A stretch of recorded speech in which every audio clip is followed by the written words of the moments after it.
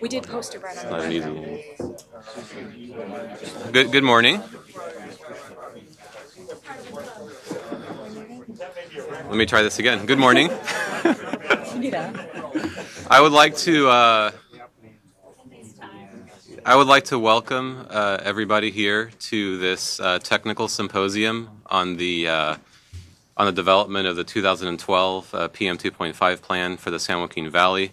Thank you for taking the time to be here today. My name is Samir Sheikh. I'm director of the Air District's Strategies and Incentives Department, which is responsible for putting together this plan for the San Joaquin Valley. Before I make some other introductions, I just wanted to welcome first the Air Resources Board, who you see a number of staff here on the panel today, and a few also in the audience who have all taken the time to be here today to really engage the public on this very important issue. A few special introductions that I wanted to make, and I'm actually going to kick the floor over to this first introduction in just a minute here. We've got Lynn Terry in the audience, who's Deputy Executive Director with the State Air Resources Board. Linda Murchison to her right. And then on the panel here in front of you, we have John DeMassa, Dr. Mike Clemence, Ajit Kadawala, Karen Magliano, and then a couple of key staff here with the Air District who've been working on development of this plan. Jesse Fierro, who's a supervising specialist in that section, John Klassen, and Anna Myers here. I want to let you all know that we do have this available through webcast, and there are, I would hope, folks listening on the other end of the webcast who also have the ability to ask questions that we're going to be looking out for and trying to address as we move forward with the workshop. Before I make a couple of comments, I just wanted to make sure everybody's got a copy of the agenda. And if you don't, maybe you could raise your hand and we can provide a copy to you. Okay, that's also posted on our webpage for those of you who are on the webcast. I'm going to keep my comments really brief. I just wanted to highlight sort of where we are right now in the 2012 PM2.5 plan. This is the first official workshop of that plan. What we're doing right now, and Jessie will provide some details in her very brief presentation to start off our list today. What we're doing right now is really opening the floor up for public dialogue and comment and question. We want to go through, as you can see on the agenda, a pretty comprehensive discussion of the scientific basis of the modeling for this upcoming plan that we're developing right now. As far as format, we didn't really settle on a very strict format for this, but I think that we could probably take a little bit of discussion and question between the presentations, but really hopefully reserve most of the discussion for the end of the presentations. They're not each very long. They're all connected and related, and I think that if we could reserve the comments and questions to the end, I think that would probably be more productive, and we'd make sure that we actually got through all of the material that we wanted to cover today. Overall, our goal is to develop, as we have with prior plans, a comprehensive 2012 PM2.5 plan that does demonstrate expeditious attainment of the newer, federal standard for 24-hour PM2.5. Our other goal, as we develop this plan, is to be very transparent and to do it through a robust public process. And this workshop today is really a part of that process. We have another workshop on Monday. We'll be talking some more and in more detail about the actual plan process. Today is really more of a technical and scientific basis of the plan discussion.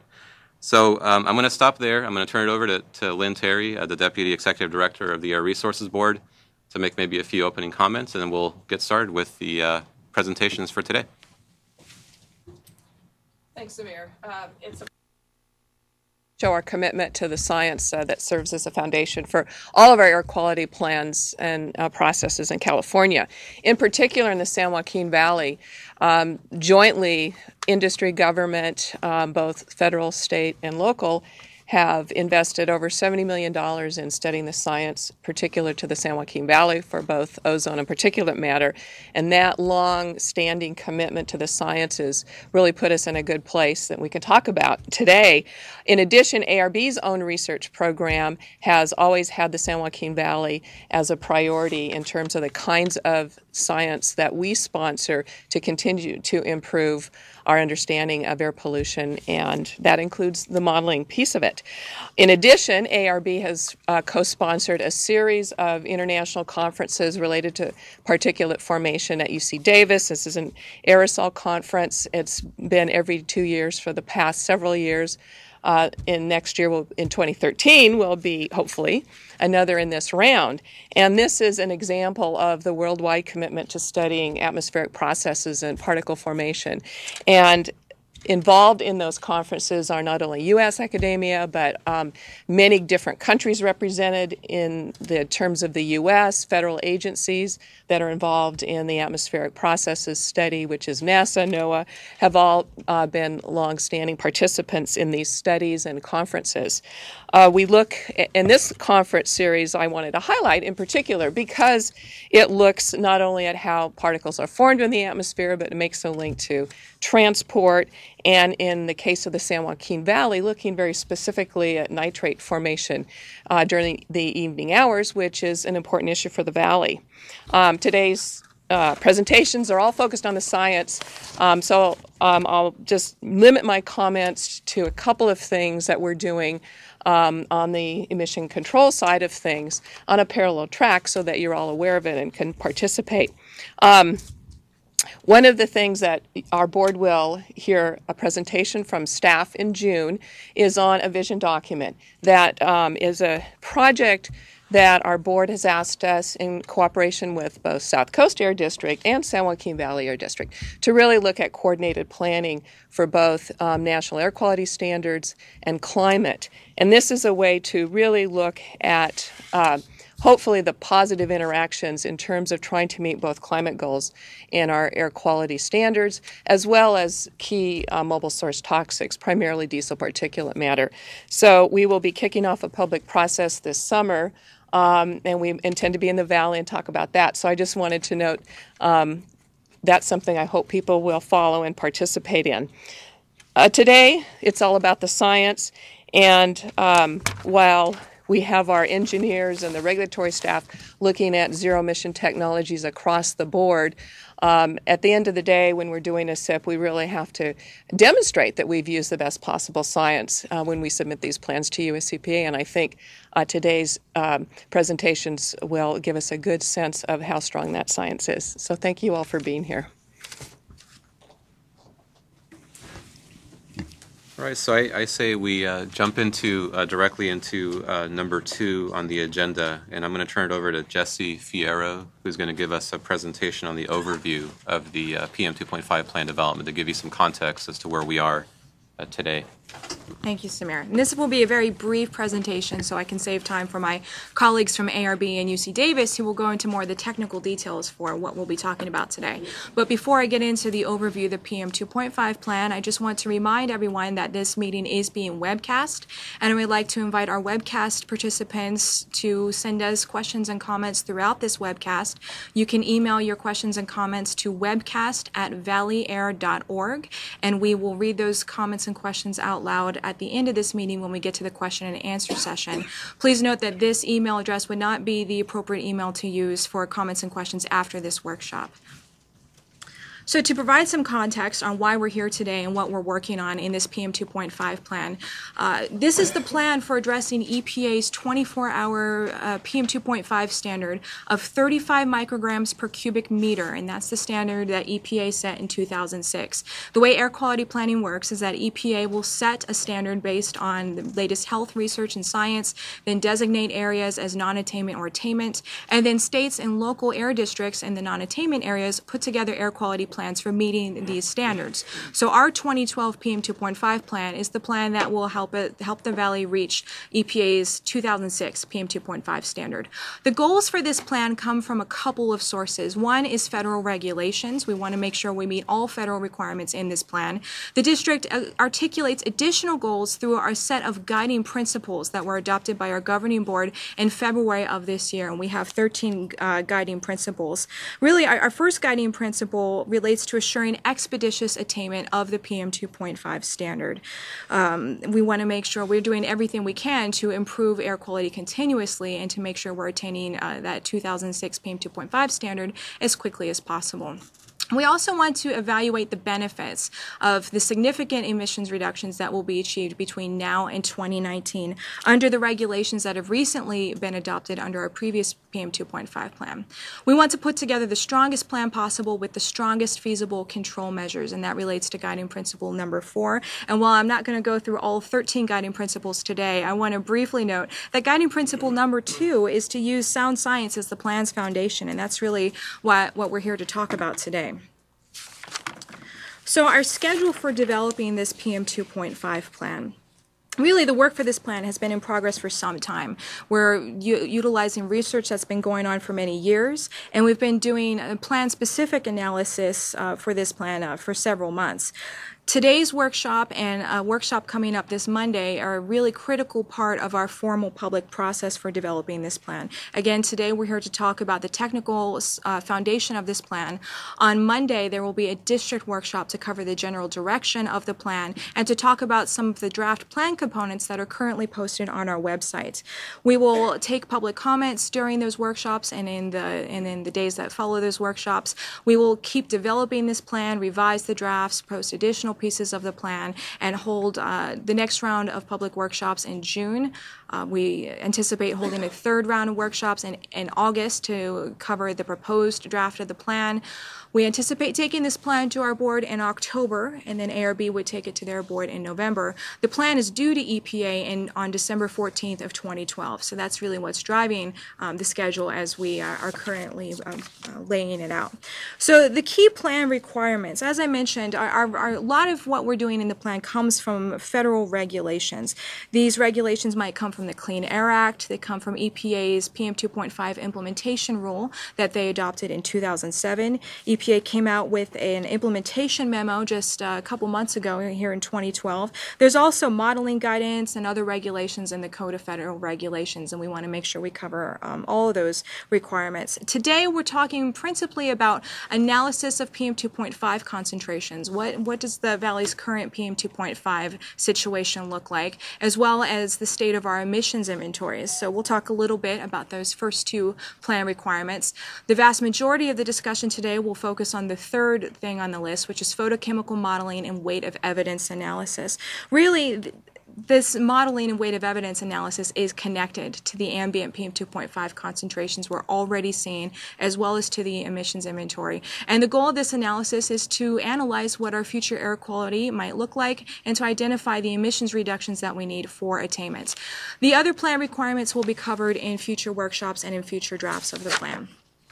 So when we're looking at the Valley's PM2.5 air quality, we're going to look at all the monitoring data that has been collected in the Valley since PM2.5 monitoring began pretty much in 1999. And there are a few ways to analyze this data. One of the first things that we look at is something called a design value. And a design value is really the attainment test. It follows very, very detailed EPA requirements to look at your 3-year average PM2.5 levels. And this is the target that will tell you whether or not you're in attainment, yes or no. And this is an important thing to look at because you want to get to attainment. That said, the design value is really a worst case scenario type statistic that really looks at the highest levels of PM2.5 that you've seen throughout the year. And while we want to look at that, looking at that alone isn't going to give you a complete understanding of what's happening with your PM2.5 situation or a complete understanding of how you might address that to reach attainment. So we look at a lot of other things as well. We'll look at exceedance days, that is the number of days where our monitoring site records a value above the level of EPA standard. We'll also look at air quality index trends, which help tell you what kind of air quality might be impacting public health. We also look at concentrations by hour, day, and season. So a lot of work goes into understanding what our PM2.5 values look like. We also look at speciated data to figure out what types of PM2.5 are contributing to our total concentrations. There's a lot more information on our PM2.5 ambient data analysis in Appendix A of the draft that we posted on our website. I just want to touch upon a couple of trends right here. This is the design value trend for the San Joaquin Valley. It's a little difficult to see the numbers on the bottom, but on the very left-hand side of the chart, you see the design value from 1999 through 2001, and then on the right-hand side of the chart, you have 2009 through 2011. And we do see some year-to-year variation, and that's to be expected. And we do see that our design values are better now than they were in 1999 to 2001. We see that we were impacted by some wildfires there between 2006 and 2010. And we see that while there has been some progress, we do have a ways to go. The dotted horizontal line represents EPA's old 24-hour PM2.5 standard, and then the solid line that's a little bit lower on the chart, that's the line that we want to reach as our upcoming PM2.5 plan is fully implemented. We also look at the number of exceedance days that we have. And similarly, we see that we have had fewer exceedance days recently as compared to when PM2.5 monitoring began. We also see some year-to-year variation. This chart shows that 2010 was a relatively good year, whereas 2011 had a period of strong stagnation. PM2.5 wasn't being dispersed very well, and as it lingered, we saw that our PM2.5 concentrations did rise a little bit. Now, the trends I've shown you so far are past and present trends. The modeling work we'll be talking about today will analyze the relationships between PM2.5 monitoring data and emissions inventory as we've seen it in the past. Then we'll be able to use the understanding of that relationship to predict what type of PM2.5 air quality we can expect in the future under our upcoming control program. So the emissions inventory has to be another key piece of the analysis that you'll be hearing about from our colleagues at ARB today.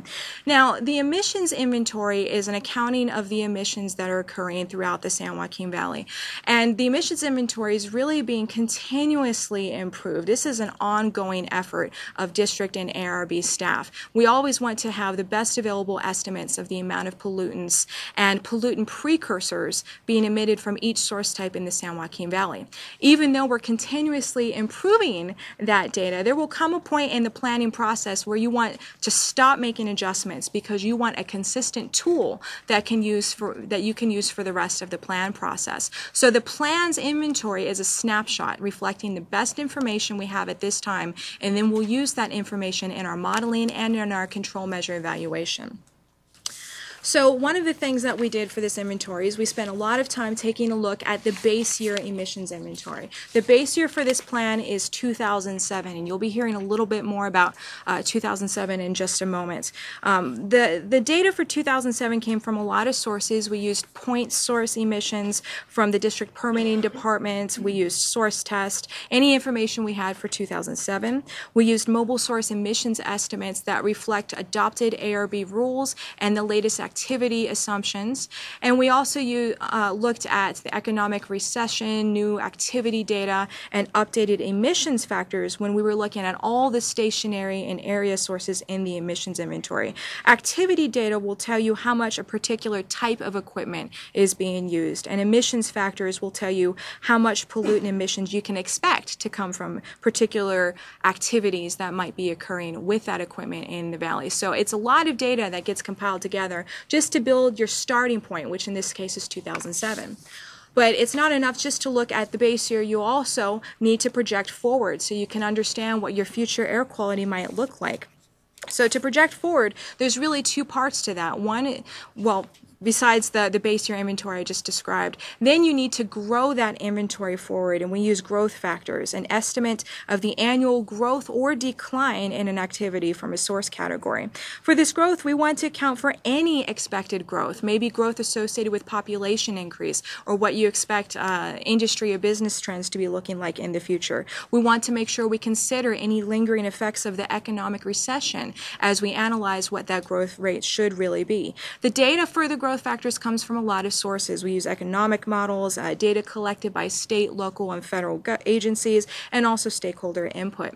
But the emissions aren't just growing, thankfully, they're also being controlled by all the regulations that have been adopted by the ARB and by the San Joaquin Valley. And so we want to make sure that we're capturing those reductions when we are looking at future inventories. Both agencies have adopted some very strong regulations over the past few years, and as these regulations become fully implemented over the next few years, we're going to see additional emissions reductions occurring, and this will help us to get closer to the standard. How much closer to the standard, that's really what the modeling is all about. And with that, I'm going to turn things over to Karen Magliano. Thanks, Jessie. So one of the important steps that we need to do as part of the SIP development process, and actually one of the initial steps, is characterizing what is the nature of the PM2.5 problem in the San Joaquin Valley. And so that's where I'm going to focus a large part of my presentation. And this provides input to the subsequent modeling presentations that you'll hear more about.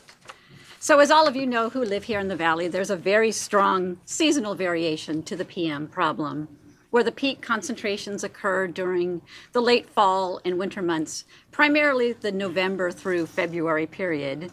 And during this time, PM can build up over a number of days, sometimes to weeks, as we saw in the December 2011, January 2012 period.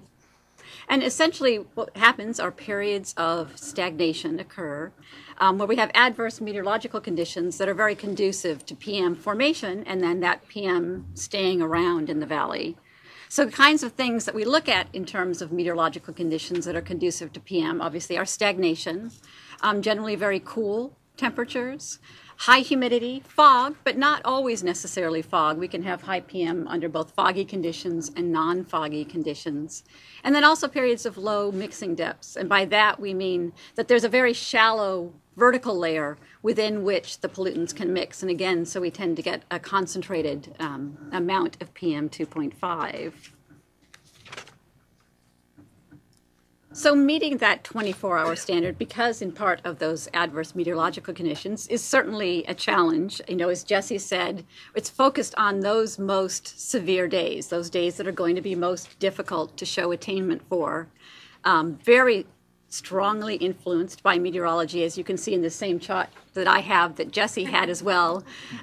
You see sort of a cyclical variation in what's happening in PM, largely driven by year-to-year changes in meteorology. So the challenge that we face is designing a control strategy that will account for the possibility of having those adverse meteorological conditions occur again in the future.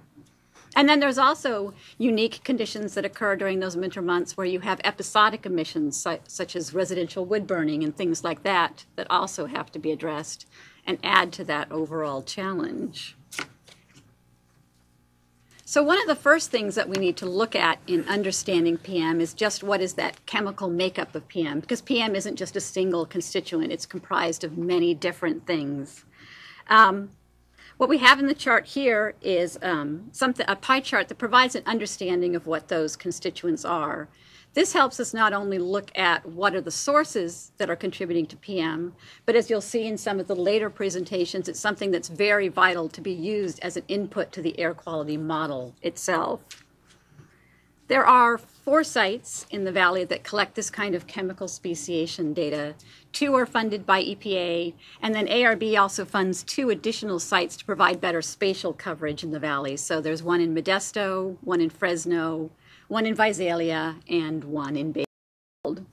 And what's shown here is the composition on the average exceedance day. So all days that are over 35 micrograms, and you average that composition. And what we've seen is that the composition tends to be fairly similar on most of those exceedance days.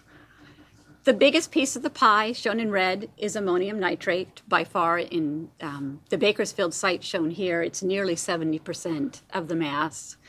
Ammonium nitrate plus ammonium sulfate, which is shown in yellow, are things that are not directly emitted as PM, but it's PM that's formed in the atmosphere from precursor gases.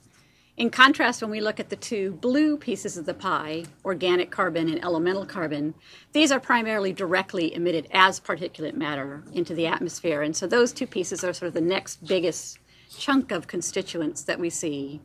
And then fairly minor contributions from geological material, i.e. fugitive dust, unlike PM10, where we might see a much larger contribution from that. For PM2.5, it tends to be quite a minor constituent. And then elements tends to be other things that aren't encompassed by all of these others, nickel or vanadium or things like that, that might be related to specific combustion sources. Elsewhere in the country, you might see lead from lead smelters or things like that, which we don't see much of in the San Joaquin Valley. So just to give you a little bit of idea of what the differences are, if we look at a different site, this is the same composition chart, but this time for the Fresno monitoring site.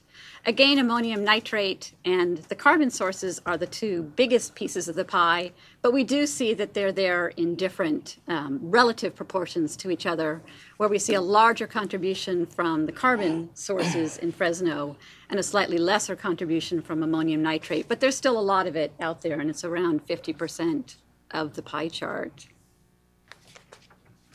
So then just to give a little idea of how that translates into absolute concentrations, since the pie charts were showing you on it more of a relative basis, picked out the two major constituents here, ammonium nitrate and carbon. And as you can see, not only in relative percentage, but in absolute percentage, we see quite a bit more ammonium nitrate as we get down the valley into Bakersfield as compared to Fresno. And that's generally what we see in the overall patterns, that the most severe concentrations are in the southern portion of the valley, where you see more stagnation. You also see greater trapping of the air because you're at the base of the valley and you have terrain on all three sides. But in contrast, you actually see more carbon at Fresno than you do see at Bakersfield. Now, when we look at sources, sources of carbon, as I said, were primarily directly emitted. So we're talking about things such as residential wood combustion, commercial cooking, and obviously mobile sources, both on-road and off-road. Ammonium nitrate, the precursor gases, we're looking at more of a secondary formation kind of situation. Again, we're looking at sources of NOx, sources of ammonia. And the next couple slides kind of give you a conceptual idea of the whole chemistry of what leads to that ammonium nitrate formation. And again, for any chemists in the audience, I've gone for a very, very simplified version of this. Mike has more of the detailed chemistry in his presentation, but I was trying to keep this at a very simplified and hopefully understandable level of what is going on here. So on the left hand of the slide, we have emissions. So we have emissions of ammonia and we have emissions of NOx. Those NOx molecules actually undergo chemical reactions in the atmosphere, and they form nitric acid. We then, on this very simplified sense, take a molecule of nitric acid, a molecule of ammonia. They pair up with each other on a one-to-one basis, and we form a molecule of ammonium nitrate. So in this particular slide, we have 3 molecules of ammonia, which have 3 molecules of NOx to pair up with, and so we end up with 3 molecules of ammonium nitrate. And what we've shown here is that there is actually some excess ammonia molecules. So in essence, those ammonia molecules don't have any NOx to pair up with, and so they're not actually participating in forming ammonium nitrate. So then what happens if we were to reduce NOx as part of our strong NOx control program? Well, you can see here that when we remove 1 molecule of NOx, we now only have 2 left. They have 2 molecules of ammonia to pair up with, and so now we are forming only 2 molecules of ammonium nitrate, so less ammonium nitrate. Again, excess ammonia. And you may have heard the terminology used, limiting precursor. And that's essentially what this is illustrating, that is really the fundamental chemical principle. While it may seem somewhat counterintuitive, but it's actually more effective to reduce the precursor that is in lesser abundance rather than the one that is in greater abundance. And this will be explored more fully in some of the modeling presentations as well. So as I said, these past two slides were what we see on a conceptual basis. What do we actually see when we look at measurements in the atmosphere? The plot that I've shown here is from data that was collected during the CRAPAX field study. This was actually at a monitoring site that we established especially in Angiola, south of Corcoran, so it's about halfway between Fresno and Bakersfield. Really nothing else around. It was actually put in the middle of an agricultural field. And what we can see here is that the ammonia concentrations that we measured in the atmosphere were significantly greater or larger than the amount of nitric acid that we measured in the atmosphere at the same time. So this is illustrating that when we look at what we see in the atmosphere, we're seeing far greater amounts of ammonia than we do nitric acid, which is coming from the NOx. So again, illustrating that concept of excess ammonia. So what I wanted to move on to next is the linkage to how do we use this air quality data as part of the overall modeling process. So there's a number of different ways that the air quality data is very key to the overall process. One, as Jesse was talking about, we need to calculate design values because this is establishing what is our starting point, how far are we above the standard, and how far do we need to go. The other place where we use air quality data is selecting a modeling base year. What's our starting point for the modeling itself? And then finally, it plays a very important role in the weight of evidence process for the attainment demonstration.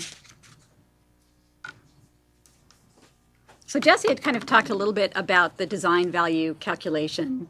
It's based on measured air quality data, but then it's actually a calculated value. And one thing I did just want to add to, I think, what Jesse has already covered well here, is that we're looking at the 98th percentile concentration in a given year. And so depending on how frequently measurements are collected, that can range from somewhere between either the second highest value that's measured in that given year down to the 8th highest value. So a site that is collecting data once every 6 days, which is the minimum monitoring frequency, you would generally have to pick the second highest value that's measured in that year. In contrast, if you have a site such as Bakersfield or Fresno that are collecting data every single day of the year, the 98th percentile is usually around the 7th or the 8th highest value. So that gives you an idea of where you fall in that spectrum of highest measurements. And then you take measurements from 3 years and average them together to get a design value. The other thing that is useful to know just from a nomenclature purposes is that when we have data from 3 years, we call the design value the end year. So when we talk about a 2011 design value, for example, that means it's data from 2009, 2010, and 2011 that feed into that.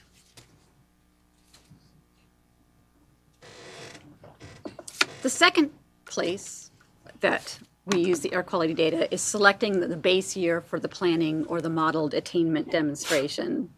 And so we have to look at a number of different things as part of this because it needs to consider both air quality conditions as well as the meteorology. And selecting a base year that has that very stagnant or PM conducive kind of meteorology then establishes a very conservative approach to the attainment demonstration because, as I mentioned earlier, you're making sure that you're accounting for the possibility that you may encounter that same adverse meteorology again in your attainment year. And then that attainment demonstration will then use the base year information of what we know about emission reductions and the control strategy, and then use that to estimate the future year concentrations in the attainment year. So working with the district, we've done a considerable amount of work in order to evaluate what the most appropriate base year would be. and based on that have selected 2007. And that's due to a number of different reasons. One, when we've looked at meteorology over the last 10-year time period, it actually is one of the most conducive to PM2.5 formation that we've seen over that time period. It also includes a number of different types of meteorological conditions that are conducive to PM2.5. In 2007, we saw episodes that occurred in all 4 winter months of the year. So that way we know that we're getting sort of representative different types of meteorology and emission conditions that lead to high PM. And of course, as a result of that adverse meteorology, we do see that 2007 actually has those highest 98th percentile concentrations that we've seen in recent years. The other factor that played into this, of course, was that this excludes the influence of the very extensive summer 2008 wildfires that occurred, because those wildfires did influence design values in 2008 moving forward. So just a slide here to show you what are the resultant design values for 2007. And as we all know, since 2011 was recent memory of everyone, we wanted to compare that to how that looked in 2011 as well. So the red bars show design values in 2007. And as you can see, highest concentrations in the central and southern San Joaquin Valley, especially in the Fresno and Bakersfield urban areas. Blue shows 2011, and even with that adverse meteorology that we encountered in late 2011, the design values for 2011 are lower than 2007. So 2 points there. 1, we are seeing progress is occurring, and 2, we do believe that 2007 then represents a very conservative approach to the attainment demonstration, because we're starting with those more adverse design values. The last topic that I'd like to cover is the whole weight of evidence process. The attainment demonstration itself is not only the photochemical grid-based modeling, but really is looking collectively at a wide variety of pieces of information to help better inform the overall attainment demonstration process. As I said, it does include the air quality modeling. We also look at source receptor modeling, and that's essentially looking at the measured composition at a given monitoring site and using that to understand what are the sources that are actually influencing individual monitoring sites. Things that Jesse has shown, for example, looking at observed air quality trends. And part of this is looking at those trends in a large number of different ways. What are the concentrations? What are the changes in exceedance days? How did the patterns change spatially and things like that? All of those different pieces of information help inform our overall understanding. We also then compare that to emission trends. How well are the air quality trends correlated with emission trends? And then finally, a very key component is integrating in all of the things that we've learned from past field and modeling studies, and Mike's presentation will cover a lot of the knowledge that we've gained as part of that process. So last few slides are just giving some examples of how we can look at air quality data as compared to control programs to assess their overall effectiveness. In this particular slide, and it's one many of you may have seen at the district's board meeting, looking at characterizing end-of-season wood burning program. And here you can see, this is for the Fresno First Street site, looking at the benefits of that program in terms of air quality reductions as the wood burning curtailment rule has become more stringent. When the rule was originally phased in, we're seeing benefits of around 10 micrograms per cubic meter. As the rule went to a more stringent curtailment cutoff of 30 micrograms in 2008, actually seeing benefits of around 20 micrograms per cubic meter reductions from that program alone. So we can look at these kinds of things to say, if we continue to do this, would we expect to see continued air quality benefits? Then the other piece we, of course, can look at is how do reductions in NOx emissions compare to ammonium nitrate concentrations. And so the green line here is looking at the trend between 2002 and 2010 in reductions in NOx emissions, and then the corresponding red line is the ammonium nitrate concentrations at the Fresno First Street. And while you can see there is some year-to-year variability in those ammonium nitrate concentrations due to changes in meteorology, just like we've seen on the overall PM2.5. We see that happens on individual constituents. There is an overall downward trend that fairly closely tracks the trend that we've been seeing in NOx emissions coming down as well. And just to close, as Jesse said, we also forecast those emissions into the future. And the good news is that we expect to continue to see very significant reductions of NOx moving into the future of over 50% due to the ongoing implementation of district and ARB control programs. And so with that, I'd like to turn it over to Dr. Mike Clemence, who's going to give an overview of all of that science that has gone into the major field study efforts and how that is further informing the process and how we roll that into our weight of evidence. There you go. Thanks, Karen, and thank you all for giving me the opportunity to come and speak to you. I'm actually not an ARB employee. I'm from UC Davis, and so it's great to be involved in this process, I guess. I want to talk a little bit about some of the results that have come out of past modeling studies, mostly around the major field study that we ran in 2000-2001, the CRAPAX field study. And we spent a lot of time analyzing that data to try to build this weight of evidence understanding of what's going on in the atmosphere using these things, mechanistic air quality models. And so the idea behind a mechanistic air quality model is that it's a bottom-up type prediction for what's going on in the atmosphere. You start with what you think are the emissions and where you think the wind is blowing, and you put that into the atmosphere. You try to move it around in a realistic way, accounting for mixing and everything else that happens. And then you also try to account for all the chemical reactions that you think are going on in the atmosphere at the same time. So all the photochemistry, all the condensed chemistry, the gas particle conversion reactions that somehow transform these raw emissions into the photochemical soup, into the PM concentrations ultimately that we care about.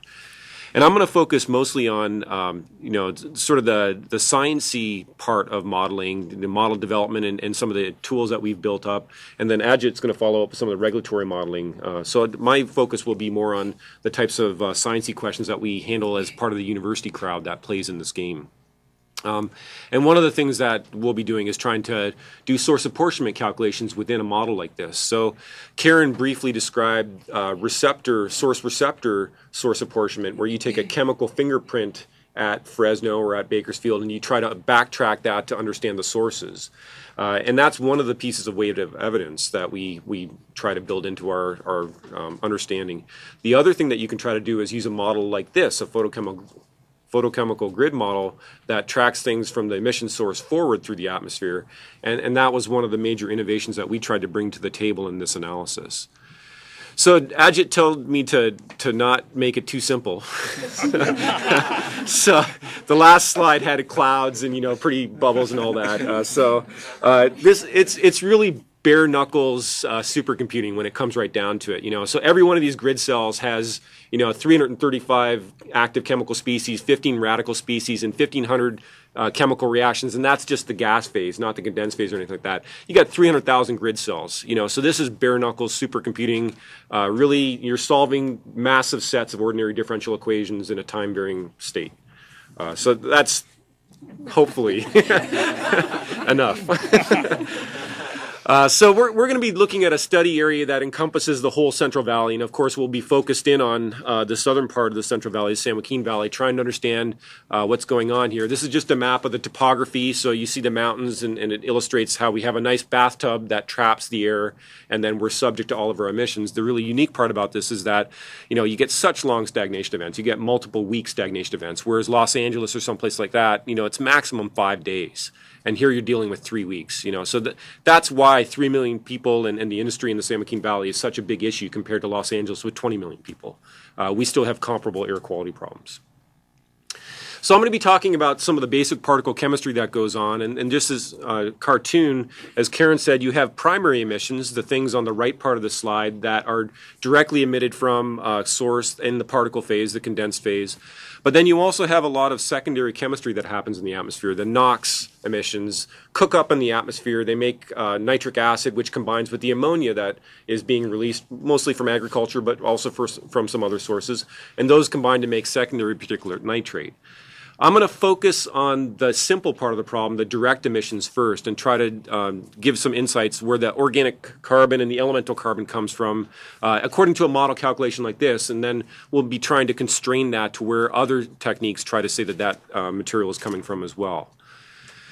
Before I do that, though, I just want to show a little bit of validation data. So these are just time traces of measured PM concentrations at different locations. This is an eye test for me as well as it is for you. So we've got moving mostly from the northern part of the valley down to the southern part of the valley. So I believe Bakersfield's at the bottom there, and then Angiolo second from the top, Fresno, and then Sacramento, and then I think that's Bethel Island at the top there. And you're looking at the concentration is the black line, and then you've got a couple of different model results, the blue line and then the red. So the blue line is the exact model prediction in the grid cell where the measurement was made. And the red is if you allow yourself to hunt around a little bit. Say, let's look at a few grid cells around that point to see whether or not anything agrees a little bit better. And what I want to get out of this slide is models aren't perfect. You know, that blue line is not pegged to the black line.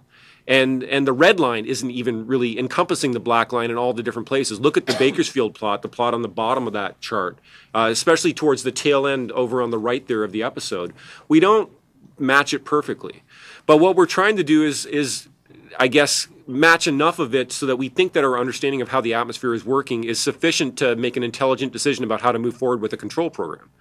And so from looking at these results, I mean, at Fresno, they look pretty darn good. At Bakersfield, not so much. You come away from this with thinking that, okay, the model's capturing the major trends, at least, in terms of what's going on, but it's not perfect. And you should always remind yourself of that, I guess.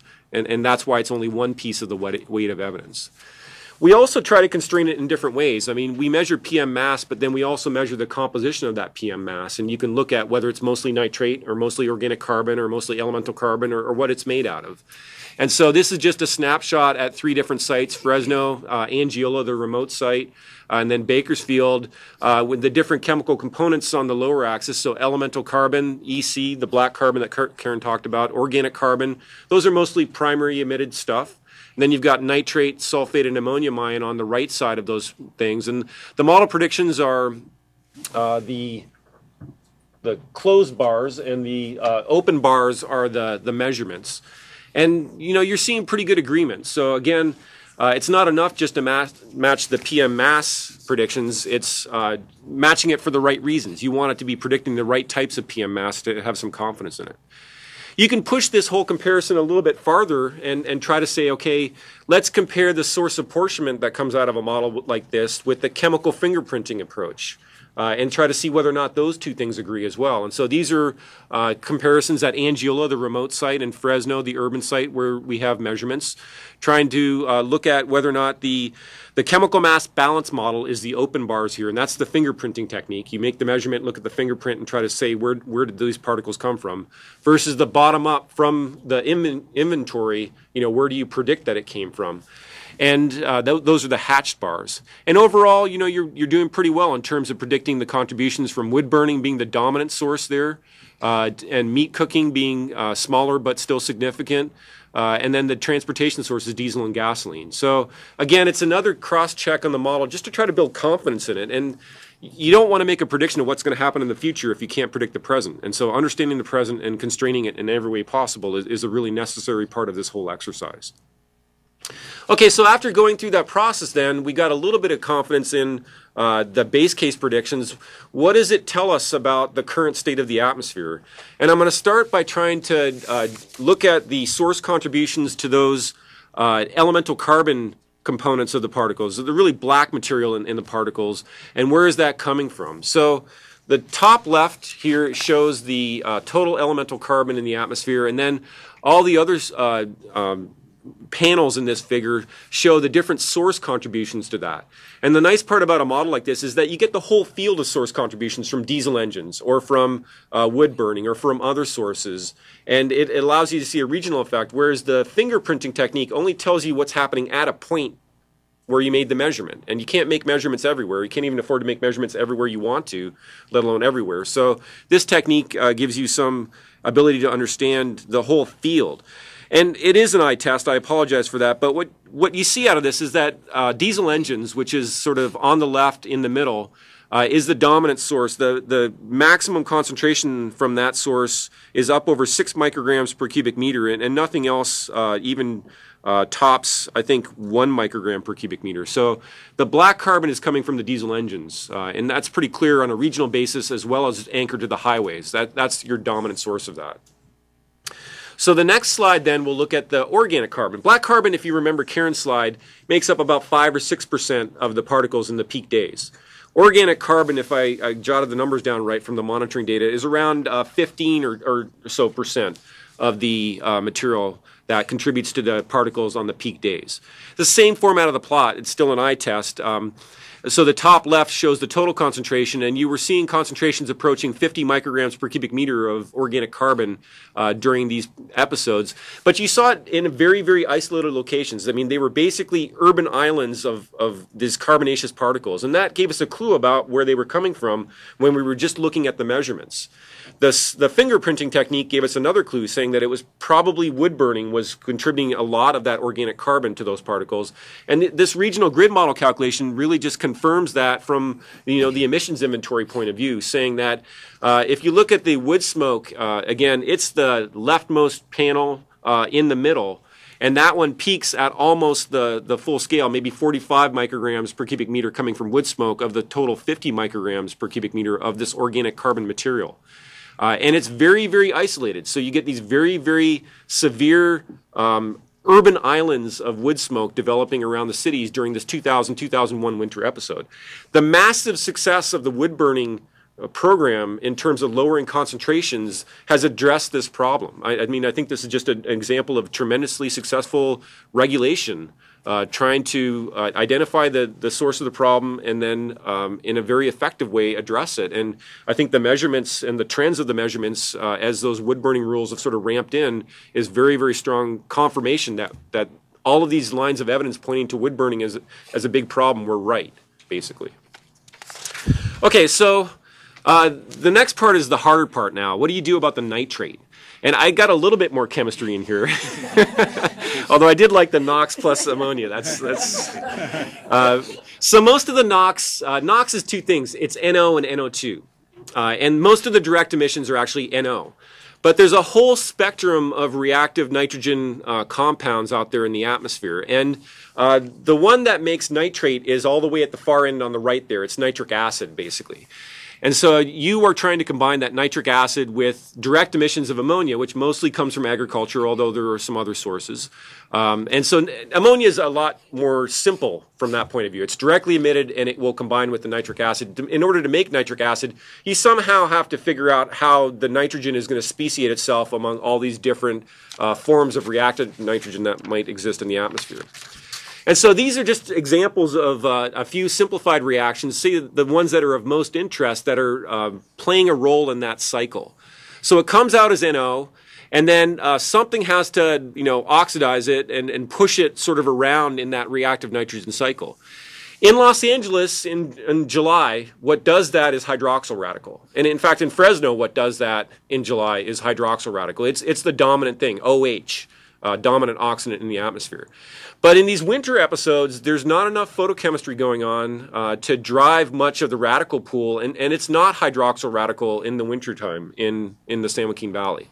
And so you start looking around at the other things that happen, and it's long been known that nighttime chemistry happens, where you have ozone that forms in Los Angeles during the day can hang around at night and sort of push the reactive nitrogen around in this pool, and one of the things that it can do is sort of push it all the way to something N2O5, which very quickly then converts over to nitric acid.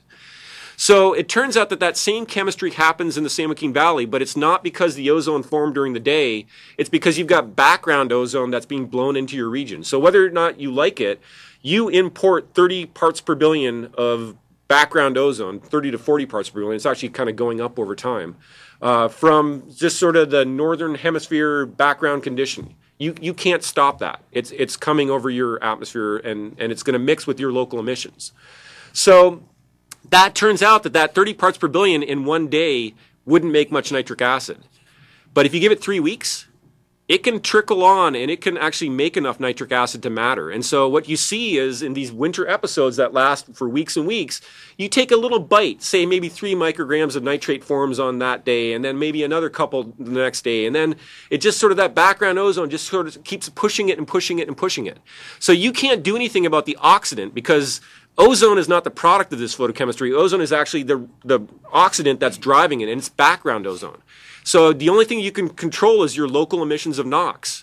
And if you're going to emit NOx and it stays trapped in this air basin, it's going to make nitric acid in the wintertime if it lasts that long.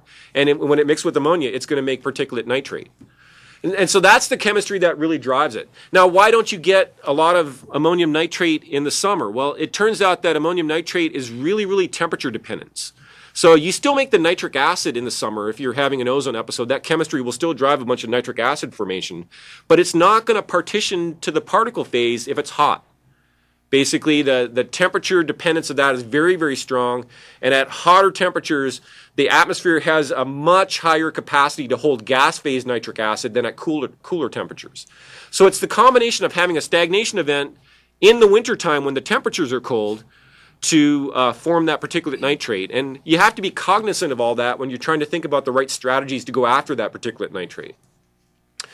Okay, so what we're doing in this model is trying to use that same source apportionment technique to try to figure out where the nitrogen comes from that ends up making particulate nitrate. So we can track the NO emissions from a car and a factory separately through those 1,500 reactions, keep it all straight where the different reactive nitrogen came from, and ultimately, what formed that nitric acid, and then what formed that particulate nitrate.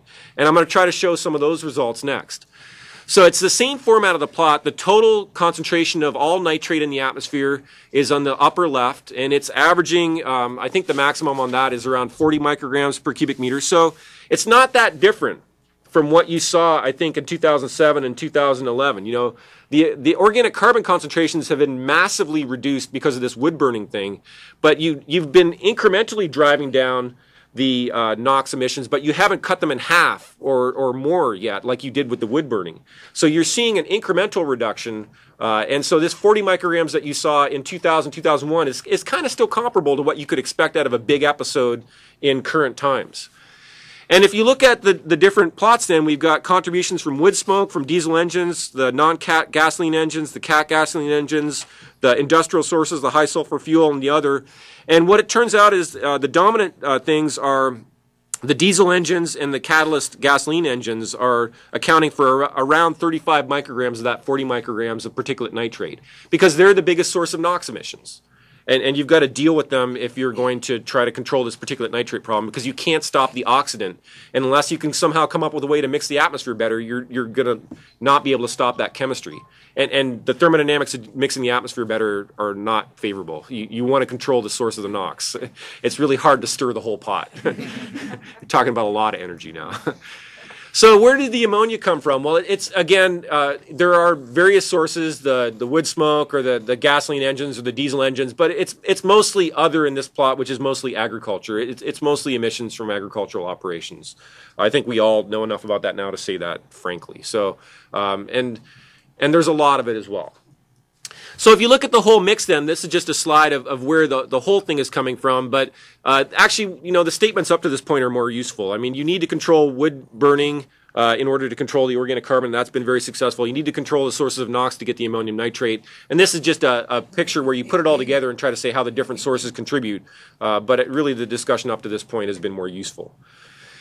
Okay, so another big question that we set out to answer in our analysis of that 2001 episode was, where is the stuff being emitted? Where should you be controlling NOx, or where should you be controlling wood burning in order to try to improve the problem in the San Joaquin Valley, which is where you see the highest concentrations? And so we did an analysis where we used our same modeling system, but instead of separating diesel engines from gasoline engines, I separated Fresno from Sacramento. I tracked emissions from different regions separately through that whole photochemical framework instead of different sources. And that allowed me to say, which region is strongly to what we observe in R3, R4, and R5, the San Joaquin Valley. And when we do that, look at nitrate, and this is complicated without a pointer. I might not be able to do it justice, but we looked at nitrate contributions under, you guys are prepared, under different flow conditions. So the whole left panel here, except the battery's dead, Joe. Oh, there you go. Okay. It's just not on the screen. Okay, gotcha. Yeah. Okay, we got it. Okay. Well, the left panel is under stagnant conditions. And so looking at where emissions from the upper part of the San Joaquin Valley go under stagnant conditions, the middle part of the San Joaquin Valley go under stagnant conditions, and the lower part of the San Joaquin Valley go under stagnant conditions, sort of what is contributing to the nitrate formation. And the middle row is then under more of a southward push. So we had a couple of days there where there was a little bit of sloshing down south. And then the rightmost column is for a northward push when things were sloshing sort of to the north.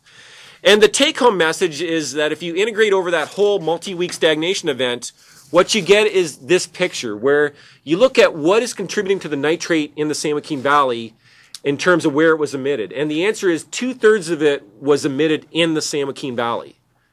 So 2/3 of the nitrate in crate packs in the San Joaquin Valley was emitted as NOx from a source in the San Joaquin Valley. So the take-home message is the most effective place to apply NOx emissions controls if you want to knock that nitrate problem down is in the San Joaquin Valley. It's not in Sacramento and it's not in San Francisco.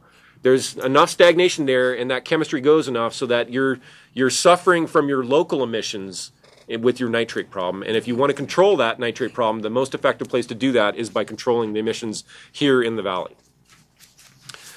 Okay, so one other really important question that comes up, and it's mostly based on a little bit of controversy that got stirred up over some really early modeling papers for the San Joaquin Valley. What's the most effective emissions control? Should you control the sources of NOx or should you control the sources of VOC? And in Los Angeles in the summertime, or even Fresno in the summertime, that's a good question because the chemistry is nonlinear, and depending on which part of the chemistry is sort of dominating the system, sometimes VOC controls can act as a better way to choke off that nitrate formation, or sometimes NOx controls can act as a better way to choke off that nitrate formation. But when you're dealing with wintertime San Joaquin Valley chemistry where the oxidant is all being supplied by background ozone, none of that oxidant is generated by local VOC emissions. It's all being blown into the region, and you can't control it by controlling the VOC at all. The most effective way is very, very clearly to have NOx control. So these diagrams just show the amount of nitrate that forms, and those are the lines. Think of that as sort of an elevation map. If you've ever gone hiking, you want to hike downhill to get to, back to your base camp, right? So you want to go downhill on these lines to try to get back to low nitrate conditions. The lower axis is the amount of VOC you apply, all the way up on the right-hand side from no control all the way down to 60% control, so 40% residual. The vertical axis is the amount of NOx control that you apply, so all the way up at no control down to 60% control or 40% left over. And what you're seeing is that the clearest way downhill is to control that NOx. There's very, very little, if any, benefit associated with VOC control. These different boxes just correspond to different locations. Sacramento, Fresno, Bakersfield, Visalia. It's the same everywhere in the valley because the chemistry that drives it is the same. It's all that background ozone sort of acting as the oxidant, and you can't control that background ozone by lowering your local VOC emissions. So the other question that comes up then is what about ammonia, because that's the other important ingredient. And as Karen said, there's an excess of ammonia in the valley. In fact, there's so much excess that you have to go to really, really extreme lengths in order to get any kind of real reduction in particulate nitrate through ammonia control. So I'm not saying that maybe shouldn't be an ultimate goal, but I'm saying that that's not a realistic short-term goal, is to go after ammonia emissions, because you probably need 90% ammonia emissions before you really get any kind of a realistic reduction in particulate nitrate formation compared to what you could get more easily with NOx emissions. So I honestly believe that we should be starting out on that ammonia pathway, but for this SIP, I don't think that you're going to get there fast enough through that mechanism. I think that you're better off looking at NOx controls. Okay, so again, I want to finish off by just saying that, a lot of what I've talked about is research models. It's models where we have the flexibility to develop new techniques. There's an emphasis on science questions. There's usually increased computational burden. And we make mistakes sometimes. It's not perfect the first time it comes out, and we have to go back and fix it and look at it again and make sure that it's right ultimately, but it's not always right the first time.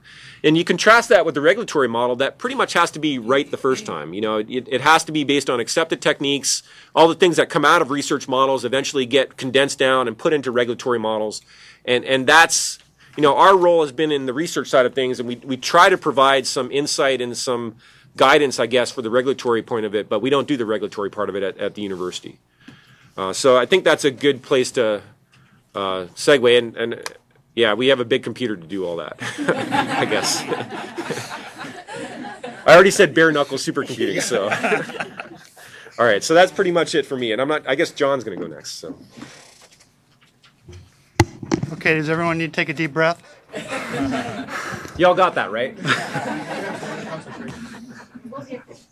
Okay, mine's going to be a fairly short presentation. I wanted to give you an overview on the SIP modeling process, which, as Mike alluded to, is the process where we've taken advantage of all the work that he's done, and it's been condensed down and incorporated into the SIP modeling and tools that we use, and we're able to take advantage of those. But my name's John DeMassa. I'm chief of the Modeling and Meteorology branch at ARB, and I think you've heard about this term CRAPAX enough times today that I wanted to just give you a little more background on it, because it is one of the fundamental pieces of science and tools that we've had the luxury of being able to take advantage of. This was a multi-million-dollar field study and planning effort that took place probably starting in the mid-90s with the planning efforts, and came to fruition in the 99-2001 period, with the bulk of it in 2000, that collected tremendous amounts of data, which the research community is still taking advantage of, which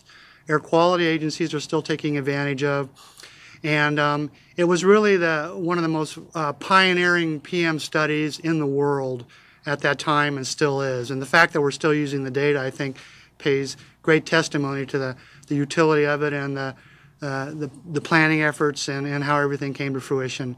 I wanted to acknowledge that US EPA, we were fortunate enough to have them provide a significant amount of funding for the study, as well as other federal agencies, state agencies like the California Energy Commission and the Air Resources Board, as well as the districts played a major role, and there were other contributions from stakeholders, industry, etc. But we were very fortunate, and it's probably not going to be any time soon when we have the luxury of having a similar study. So we're mining it to full advantage. California has unique air quality problems, as which I'm sure you're all aware of, and so the reason we conduct studies like CRAPAX and the Central California Ozone Study, which was a companion study, is because we have unique problems. We need unique data sets to be able to solve those problems and conduct the fundamental research. And once again, I guess the other part of it is the political atmosphere back in the 2000s was a little easier to collect money and raise money from federal agencies. So that's another reason why we probably won't see another one of those very soon. But it was a major field study, and hopefully you collected a copy of the list of publications that have come out of CRAPAX. It was out on the table. The SIP planning process is something that US EPA provides oversight for on a national level, and they have provided guidance which we follow. I've listed the title of their guidance here. There's also additional implementation guidance on how to more specifically conduct certain parts of the state implementation planning process, timelines, schedules, deliverables, etc. The things that we're most closely following as part of this SIP planning effort are things like choosing the appropriate models to use. There's a process that you go to. The need to put together a document that outlines the modeling process that you plan to follow, development of inputs, how the tools will be used, as well as other supporting analyses. That's called the modeling protocol document. We do have one in preparation. We have had a science review of that, which I'll talk about briefly in a little bit. But we are planning to make that publicly available in the very near future. as soon as there's a few editing things to take care of. The EPA guidance also talks about the proper ways to apply and evaluate the models and make sure they're working properly. There's a thing called a model attainment test, which describes how you use the model along with monitored data to determine whether the model suggests you'll be in attainment in the future years. It describes the supporting and supplemental analyses, which allow you to use the model in a weighted evidence demonstration as one of the pieces of information so that everything guides you in the right direction and making the right control strategy decisions. And basically it outlines the approaches for using the best possible science in the SIP demonstration. So, you know, Karen talked about it, and Jesse talked about it, and Mike talked about it to a certain extent. The weight of evidence approach is something that is a fundamental part of the attainment demonstration. Basically, we want to use all available information, monitoring information, technical analyses, inventory information, etc., as well as the photochemical modeling and other source receptor modeling to come up with the best conclusion and the best information on guiding the control strategy and emission control scenarios. So in addition to the model, there are other things like looking at air quality trends, emission trends, source receptor modeling, and Karen had a slide which identified a few other things as well. But you need to keep in mind the modeling is one part of the overall attainment demonstration, but there are other supporting pieces of information. So what do we use photochemical models for? I mean, obviously we can look at emission trends, we can look at air quality trends and make some judgments that way. If the PM problem was strictly due to primary emissions, then probably we could use those other approaches to a great extent. But as you've heard, there is a secondary contribution to PM and some of the constituents which form PM. And the gridded model, the photochemical model, is one of the ways that we have for looking at the effects on air quality of both primary and secondary emissions, as well as projecting what the effects would be into the future. So it's a tool that allows us to look at which precursors are the most effective ones to control, which provides guidance in setting the attainment targets for the individual precursors in the future. Ajit's going to talk in great length, I believe, about this thing called relative response factors, which is it's basically a ratio of what the model predicts in the future to what the model predicts in the base year, which tells you the model thinks emissions or air quality is going to go down or it's going to go up. And when you combine that with observed data, that's a part of what we call the speciated model attainment sense. And the reason we do that is because over the last 30 to 35 years, the scientific community, the regulatory community, the research community, and everybody, as a part and parcel of their application of models, has come to the conclusion that models are best used to determine relative changes in air quality rather than telling you exactly what the value will be. So that's why we combine the relative change that the model predicts with observed data to determine what or project what future air quality will be.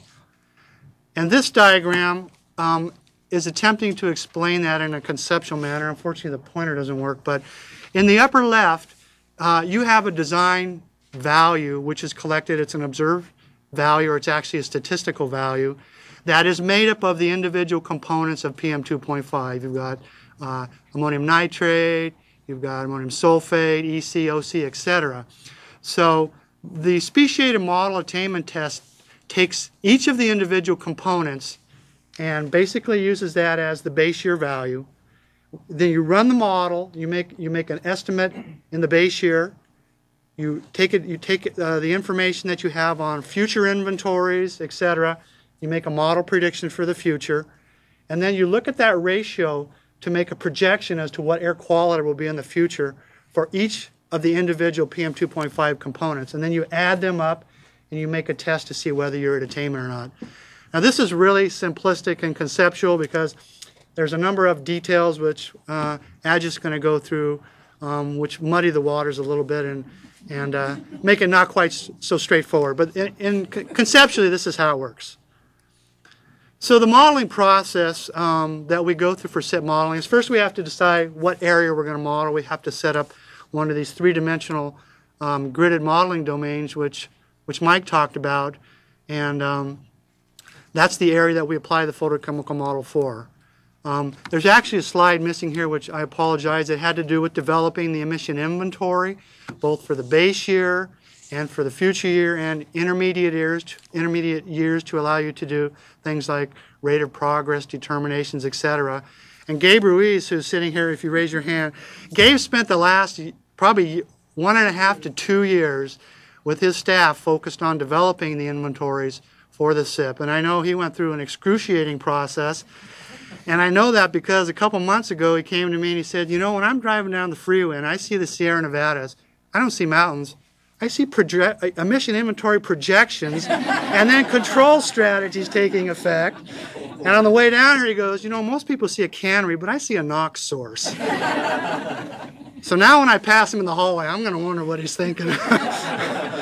But thank you, Gabe, for that. So the inventory is a key component that we need. Meteorology, we've also spent probably a year plus developing the three-dimensional gridded meteorology fields that we need, predicting things like temperatures, winds, relative humidities, atmospheric stability, pressure, and a number of meteorological parameters that we have to have for each and every one of the 4-kilometer grid cells that covers the modeling domain.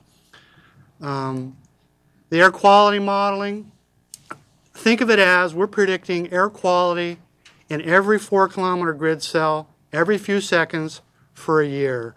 And we're solving all these differential equations. We're inputting meteorology, inventories, and other pieces of information. So the modeling runs actually, even on the systems that Mike's talking about, can take weeks to months. And so it's a fairly long process. But we do predict all the individual components that go into PM2.5, both primary and secondary formation. And the process, once again, takes a long time to run. Following that, or during the process, we need to do detailed quality assurance and quality control on the runs to make sure that they're behaving properly. It requires running the models multiple times to make sure that you're reading inputs properly, that the model is processing them correctly. In some cases, it requires actually going back and fixing inventory issues that you identify or meteorological issues that you identify. And it involves looking at model predictions versus observed data to make sure that the model is able to generally replicate what was observed, as Mike showed in detail some of the plots. But there's many types of analyses that can be done. For 24-hour PM 2.5, obviously it's a wintertime problem in San Joaquin. We focus most of our attention on the wintertime periods where you have high PM 2.5. However, it still takes a long time to do these analyses, and years, in fact, to do the whole process. As I indicated earlier, we are very keen on science review of the tools that we use, the data that we use, the results that we produce. There is a modeling protocol document which is in preparation and I guess nearing to the stage where you can consider it a draft, at least suitable for publicly releasing.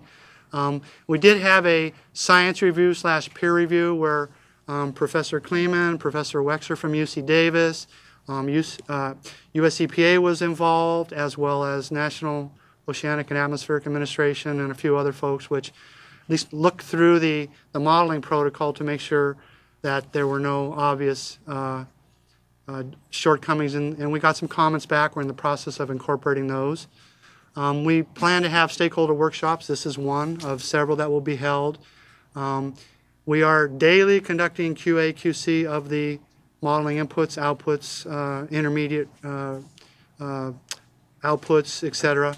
And then now, of course, there's the board hearing process, which will take place later this year. So there's a number of opportunities for people to review and comment on the science, as well as, I guess, the implications of their modeling runs. Although CRAPACS is still a fundamental part of what we do, both at the regulatory level and the research level, you know, we're not standing still. There are a number of field studies or mini field studies which have taken place over the last few years, which we are in the process of analyzing data for and preparing to ingest into future regulatory activities.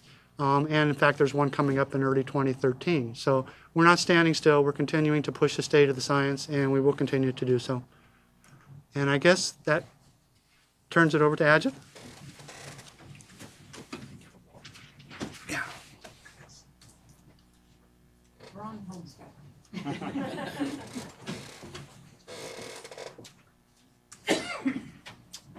Hi. Thank you. Thank you.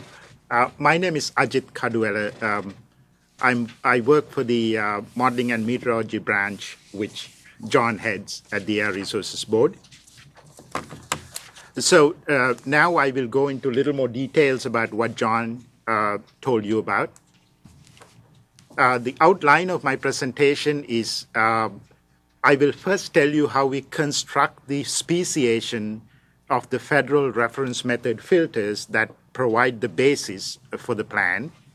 Then I will go into a little more details about how we actually calculate the future design value. Calculating the future design value involves both meteorological and photochemical modeling to get that relative response factor, which, so I will describe the modeling process briefly. And tell you about limiting precursors and their efficacies, how we determine that. Then go into resource requirements to do this, remind you again how hard this is, and then give you a little progress report on where we are in the process. So let's go back to this quite helpful picture that John put together. On the left top, you have this, the bar with colors on it. Those are the species in the FRM monitor that you will then project to the future individually and then add them up to get the total. Okay? So let's concentrate on that colored bar on the left first. And John talked about a little bit the speciated model attainment test. That's the whole basis of this, treating each individual species separately. But unfortunately, the federal reference method filter is not speciated. So, but fortunately, we have at least 4 co-located speciation monitors with the FRM filters. So what we need to do is to look at the speciation monitors results and then construct the speciation for the FRM filter, which was not speciated. Are you still with me? Okay. All right. So fortunately, EPA came up with a method to do that. It's called sandwich, appropriate for the time.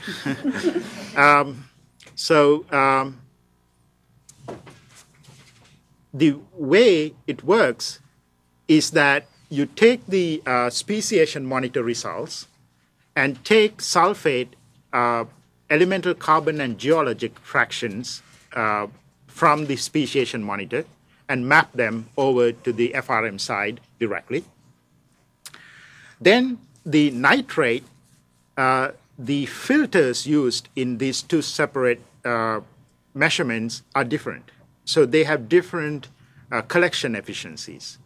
So you cannot just take speciation nitrate and map it over to FRM side. You have to do a little bit of science on it, a little bit of thermodynamics to allow for the differences in collection efficiencies.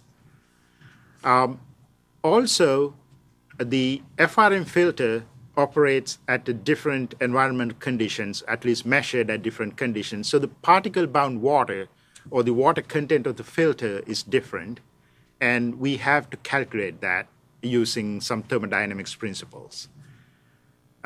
Once we do that, we have we have sulfate and nitrate concentrations, and using ion balance, we know nitrate takes one molecule of one nitrate molecule takes one molecule of ammonia. Sulfate takes 2. So knowing that, we can calculate how much ammonium ion is should be on the FRM filter. So now that we know all these species masses, we can add them up and see how that compares with the FRM filter mass.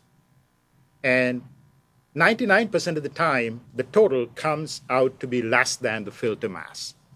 And that difference is your organic carbon, basically. So that way, we know how to construct the speciation of the FRM filter based on the speciation filter that was co-located with it. Okay? So once we know that, we know what's on that left top bar, colored bar, the sizes of those boxes. So once you know that, you can take that, each one, and then project it to the future. And as John said, the projection is done using what we call the relative response factor. Pardon me for keep on saying relative reduction factor. That was its original name. It was changed to relative response factor down the road.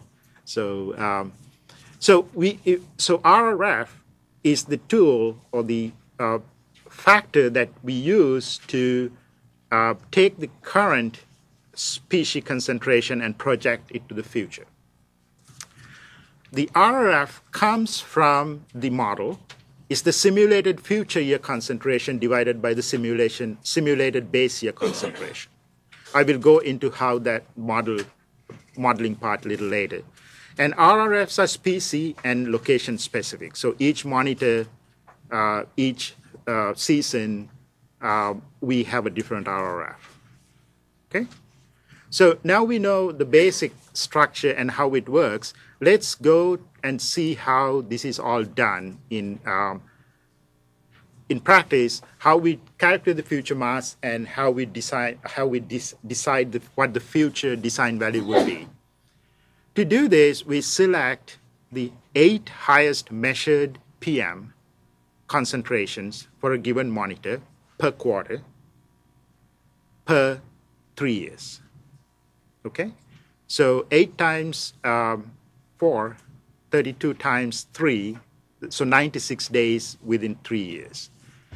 And so we know that colored bar for each day of the 96 days. And then we project each little box in that bar into the future using this RRF that we know. And then we add for each day on the right-hand side, we add them up. And then we know the future mass, right? And then for each year, we can now calculate the 98th percentile in the future based on those 32 days. And then we take those 98 percentile, 3 98 percentiles for the 3 years and add them up to get, average them to get the design value. Okay, simple enough, right? Okay. So the RRF now is the most important application that we have to do this, comes from a photochemical model, one like Mike described previously. So the big oval in the middle is the photochemical model.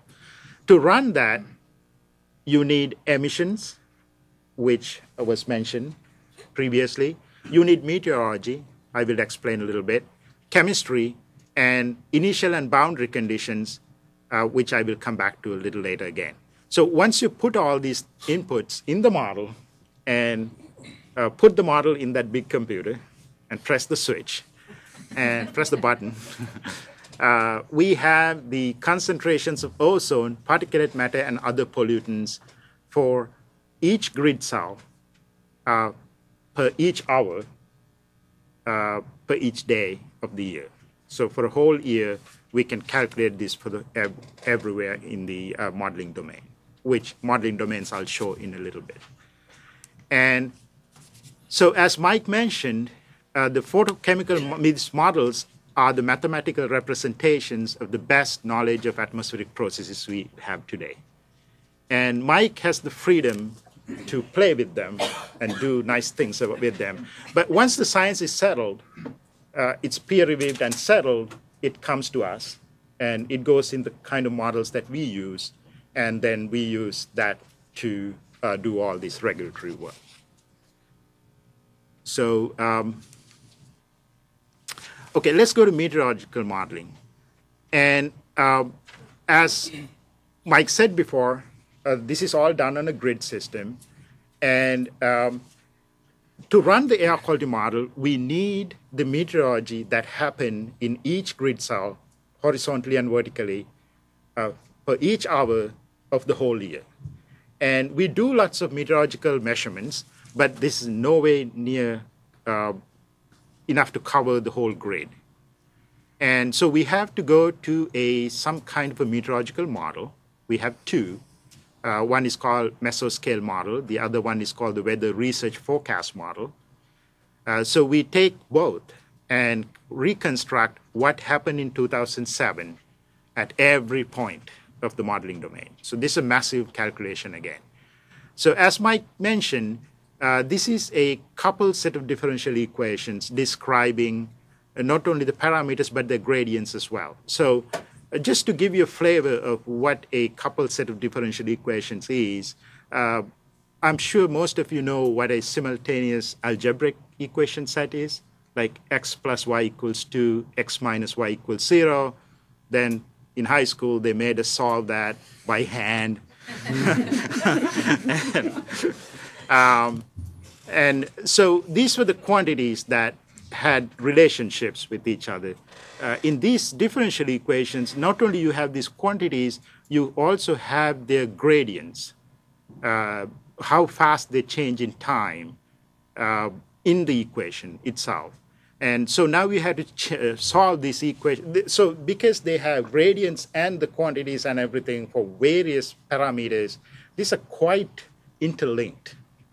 So when you try, so the nice matrix methods that we use to solve those algebraic equations don't work anymore. So that's partly why we need these massive computer systems. So now you have to go back and solve all these for gradients. And once you know the value now, if you know the gradient from now to the next time step, you can calculate the concentration at the next time step and so on. So we march forward in time, a second by second. No, I'm just exaggerating. Time steps are longer. 1/1 millionth of a second. Yeah, sometimes there's quite a bit of stiffness in these differential equations, so you have to go really slowly to get otherwise you fly on a tangent. So, these models are regional models, so you have to somehow embed them in a larger scale global model to get the boundary conditions right. So whenever, you may remember this from high school days or maybe college days, when you solve these differential equations, you have to have boundary and initial conditions to constrain them.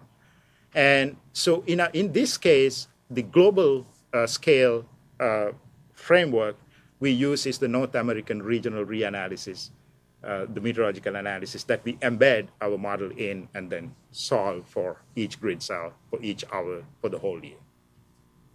And the vertical extent of our modeling domain goes from surface to a little above the stratosphere into the stratosphere.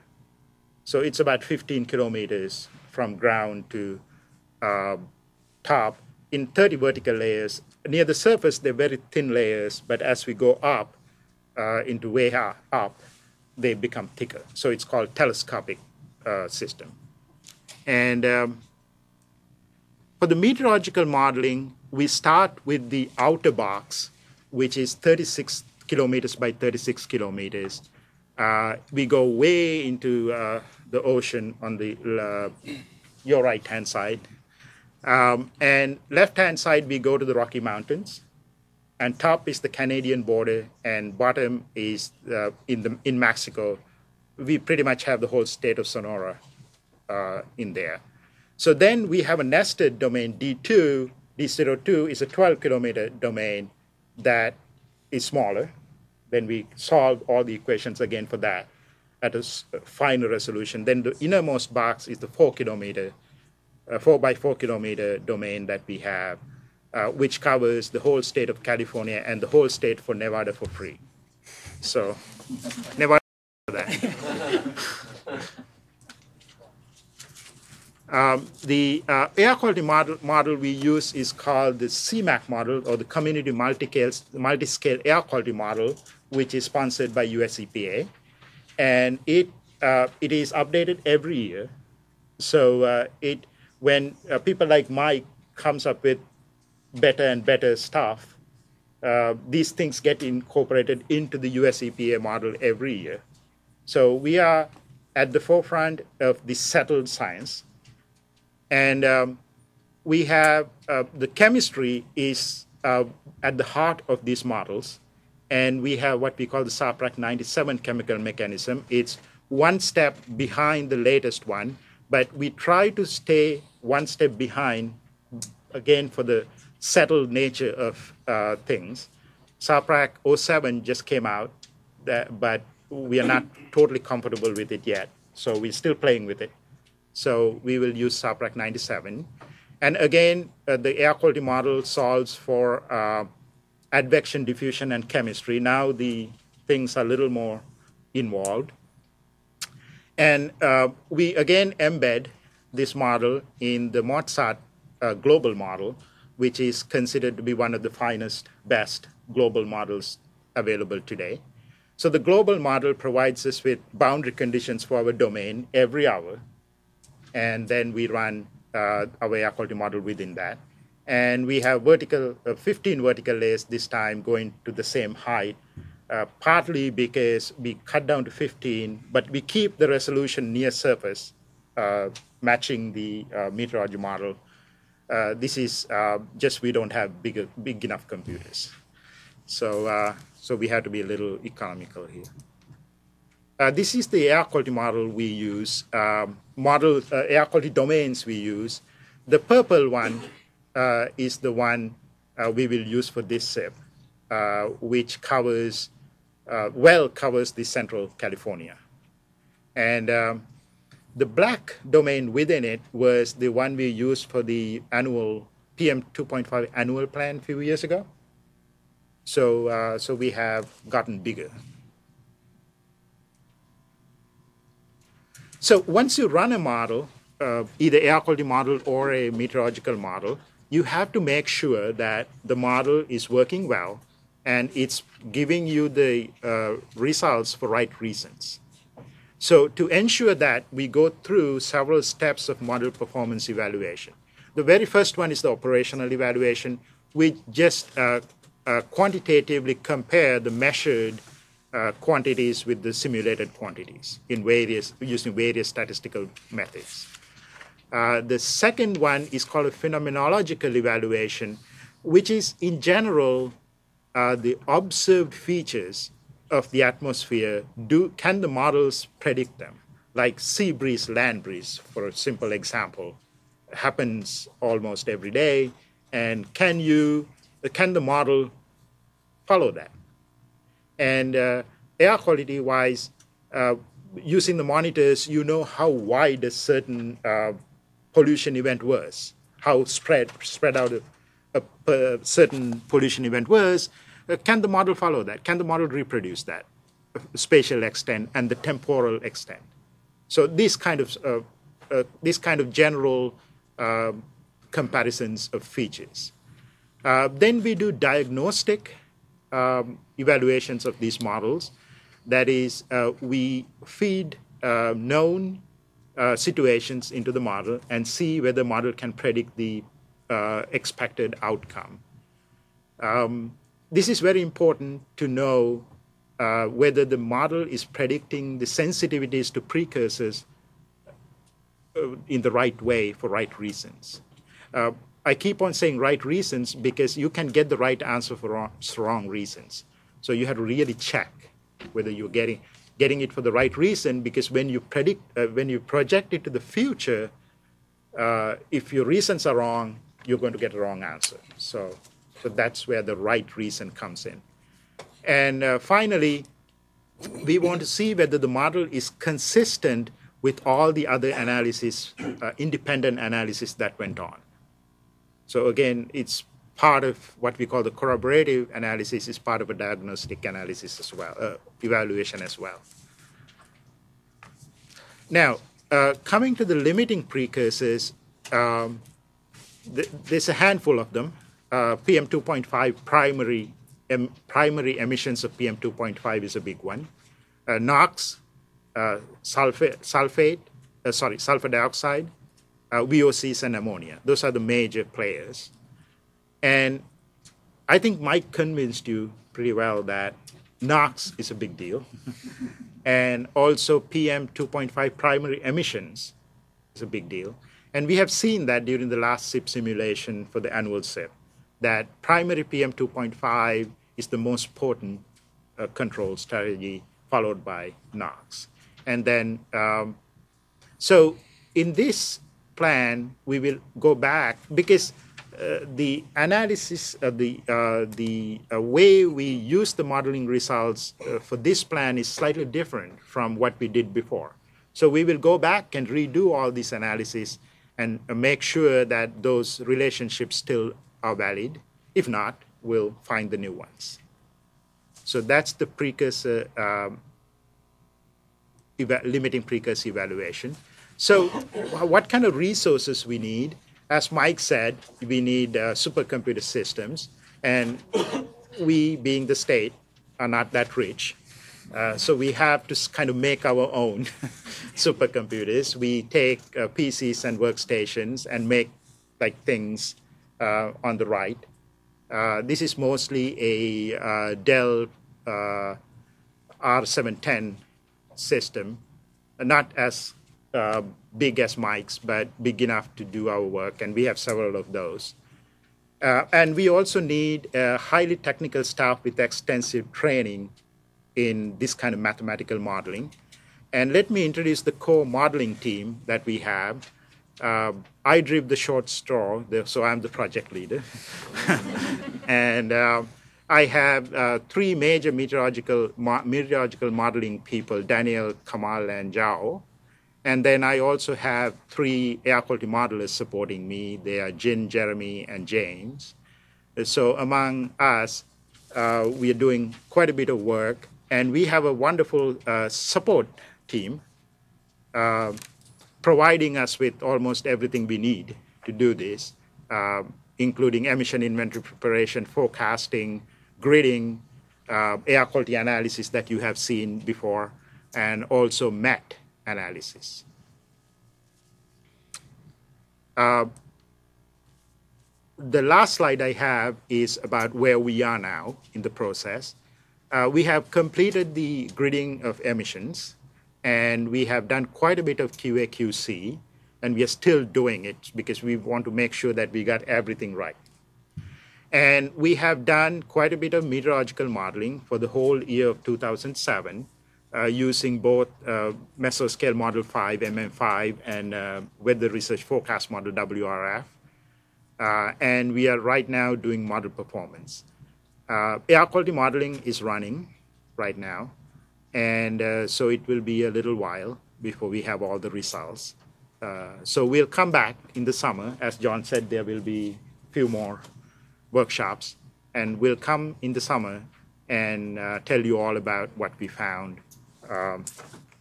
in the air quality modeling. So I want to go back to the beginning of kind of tie it up, saying that photochemical modeling is a integral part of the weight of evidence framework that we'll use to determine the attainment status. Okay, that's all I have. Not as complicated as John made you believe. Okay. We've scheduled this workshop, and I'm sure most of you have scheduled your time to last until 12:30. We do have the room available for longer than that, and so what I'd like to do at this point is really just jump right into questions and comments to take advantage of the time that we do have remaining here to try to answer any questions and receive any feedback that you may have. I think as far as the way we do this, we do have folks in the other regions as well. I know that we also have folks by webcast. I think we're going to just jump around between these different locations and do our best to really get to everybody's questions today. If depending on how long ARB is available for beyond 12:30, we'll see if we can keep that going a little bit longer. But I do know that they have to travel back, and that a lot of you have probably scheduled your time through 12:30. So we'll do our best to try to have a good discussion here through 12:30, and then we'll see where we are at that point. Why don't we start with? We'll actually go down to the south and start with any questions and comments down there.